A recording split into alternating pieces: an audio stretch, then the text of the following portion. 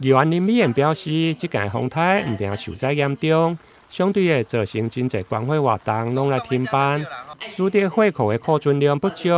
因此结合南区日新国小家长组成的爱心助善会，甲日福田善行协会，将伫19号要来举办关怀活动。现在这捐血站里面的血户真的是严重的，就是看亏，真的是比较缺了，很缺。尤其这一次风灾事实上也耽误了很多该办的一些捐血活动，停摆了，无法度办啊。无法度办的时阵，就有一些捐血小朋友要捐血，也是停摆了，所以我们就是日新国小，我们的爱心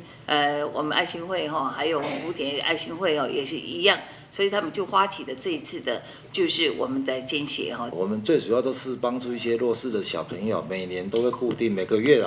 都会固定来帮助一些比较弱势家庭像这次。这一年我接来就是，我是觉得我们可以做更多的事情当然在过年的时候，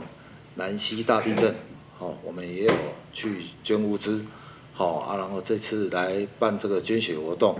然后还有包括这次我们那个大台风天嘛，我们也风灾啦，我们也有准备一些物资要送给七股跟北门那边啦19号的关怀活动将伫日新国小的大门口来举行，对上午9点到下午5点，关怀250cc，净送专人的礼券200块，500cc，净送500块。到时现场劳工局嘛将号召视障按摩团体提供俩零的服务，欢迎民众踊跃来关怀。台南新闻林跟采访报道。